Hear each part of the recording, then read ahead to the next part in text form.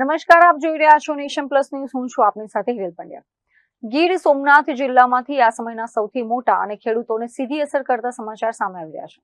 કોડીનાર તાલુકાનું APMC market એટલે કે માર્કેટિંગ યાર્ડ આજથી સત્તાવાર રીતે બંધ કરી દેવામાં આવ્યું છે. ગીર સોમનાથના અગ્રણી વેપાર કેન્દ્ર સમાન કોડીનાર માર્કેટિંગ યાર્ડમાં આજથી ખેડૂતો માટે પ્રવેશ બંધ કરી દેવાયો છે.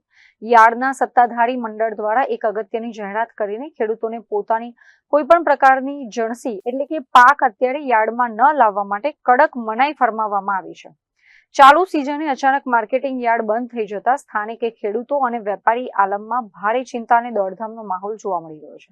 આ નિર્ણય પાછળનું મુખ્ય કારણ કોડીનાર અને આસપાસના વિસ્તારોમાં સર્જાયેલી ડીઝલની ભારે અછત હોવાનું સામે આવ્યું છે. ટ્રેક્ટરો, ટ્રકો અને માલવાહક વાહનોમાં ઈંધણ ન હોવાના કારણે તેમજ યાર્ડની આંતરિક કામગીરીમાં વપરાતા સાધનો બંધ પડવાની સ્થિતિને લીધે વહીવટી તંત્ર પાસે યાર્ડ બંધ કરવા સિવાય કોઈ વિકલ્પ બચ્યો ન હતો. તંત્ર દ્વારા સ્પષ્ટ કરવામાં આવ્યું છે કે જ્યાં સુધી ડીઝલનો પુરવઠો પૂર્વવત ન થાય અને નવી સત્તાવાર તારીખ જાહેર કરવામાં ન આવે ત્યાં સુધી હરાજીની તમામ પ્રક્રિયા સંપૂર્ણપણે બંધ રહેશે. અત્રે ઉલ્લેખનીય છે કે અનિશ્ચિત મુદત માટે યાર્ડ બંધ થવાના આ નિર્ણયથી તે વિસ્તારના સેંકડો ખેડૂતો આર્થિક સંકટમાં મુકાઈ શકે છે.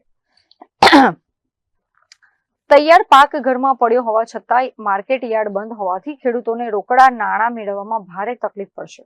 ત્યારે જિલ્લા વહીવટી તંત્ર અને પુરવઠા વિભાગ ડીઝલની અછતની સમસ્યાનો ક્યારે નિકાલ લાવે છે તે હવે જોવાનું રહ્યું. Mahesh Dodiya, nation plus news, Gir Somnath. સમાચારોનો સતત અપડેટ મેળવવા માટે અમારી નેશન પ્લસ ન્યૂઝની યુટ્યુબ ચેનલને સબસ્ક્રાઇબ કરો, બેલ આઇકન દબાવો અને જોડાયેલા રહો ફેસબુક, ઇન્સ્ટાગ્રામ અને ટ્વિટર પર.